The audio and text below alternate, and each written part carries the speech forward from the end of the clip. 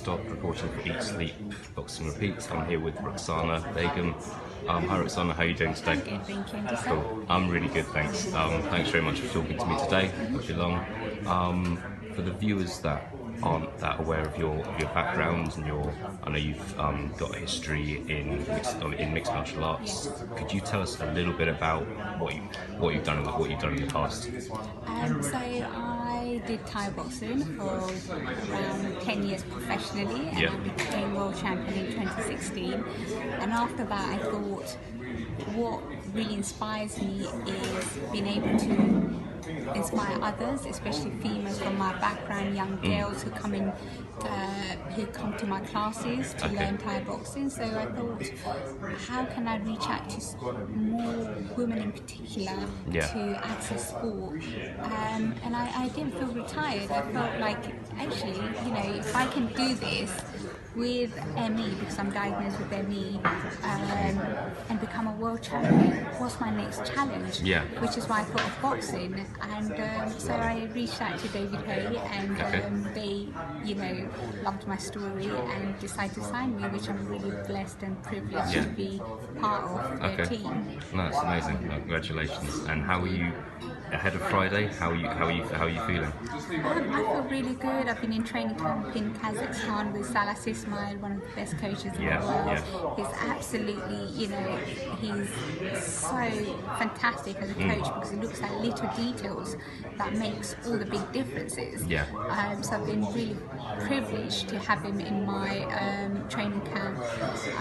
The only thing I didn't have was, a lot of sparring once I was out there. Just lack of sparring partners who are my weight division. But I feel really confident. I'm fit, I'm healthy, and I'm ready to go for Friday now. Yeah, absolutely, sounds good. I mean, I think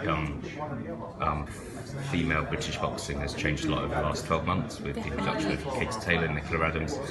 What do you look up to those fighters at the moment, or not so much? What do you think? They're obviously fairly big names at the moment. What do you think of those people at the moment? I think, they're such an inspiration. They're a role model to myself, looking at how Nicola has progressed from the Olympics. She inspired me to get into boxing. And I remember talking to my Thai boxing coach about this. And at the time, there was a ban regarding anyone from another combat sport to enter into boxing. I see. So I decided to then not pursue boxing because of that very reason. And however, that was then lifted, and I completed my journey in Thai boxing. So it was a perfect time for me to, access boxing. Absolutely, cool. Just two more things I wanted to ask you about. Have you thought about what York Hall is known as quite a small boxing venue, but can be quite rowdy as well? Have you been there before? I have. I had my pro debut. You had your pro debut there. How did you find the crowd there compared to your Thai boxing fights? Was there a big difference? Well, I had a lot of support in my first fight, and a lot of my Thai boxing supporters and friends and colleagues did turn up to support me. So it was a really nice environment for me, fighting at home, having the crowd supporting me. So it was a very familiar environment, so it was nice to see them. So I've kind of attracted the Thai boxing crowd now to come into boxing that's and fantastic. Follow my journey here. Like my experience of York Hall is that some fighters may perform better in a larger arena because in York Hall it's just like it's over 1,000 people rammed in. It's very close. Can be a bit intimidating if you're not a home fighter. So I'm just interested. I was interested to see how you felt about it.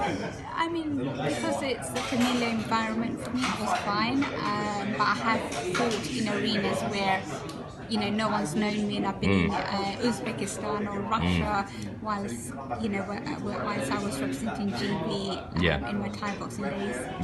No, absolutely. Cool. And the final question is, obviously we've all heard the news about David Hay retiring. I imagine will not be in the gym training anymore with you. How much has he, I know he signed you, but how much has he been helping you and advising you as well as Ismael Salas in the last few months? You know, his input is invaluable. Even when I've been sparring here in London, he would, you know, take notice. He'll sit there, watch my sparring, and the days that I do really well, he'd come and, you know, say to me, "Oh, I love it when plan comes together." And he said that to me once. I was like, "Yes, he's finally, you know, you can see the progress that I've made." And he was, you know, I could see the satisfaction in his eyes that he's really, you know, content with how I'm progressing. So yeah, it's really nice to have him there and, you know, give me pointers because he understands, you know, the fact that I come from another sport. So you know, he still believes in me, but he's trying to help me get there. So it's really nice to have that. And of course, he's promoting the event. Are you aware of, in the next few months, with him being retired and not training, how much do you think he's still going to be around to watch you sparring, to give you that sort of advice, or do you think he's going to take more of a back seat? I definitely feel that he's going to be around, you know, because he has his office in the gym too. Okay, so he's around the gym. He'll be keeping an eye on us and making sure we're on track for our next fight. So, Perfect. Yeah, sounds good. Okay, cool. That's all from me. Thanks very much for speaking to me.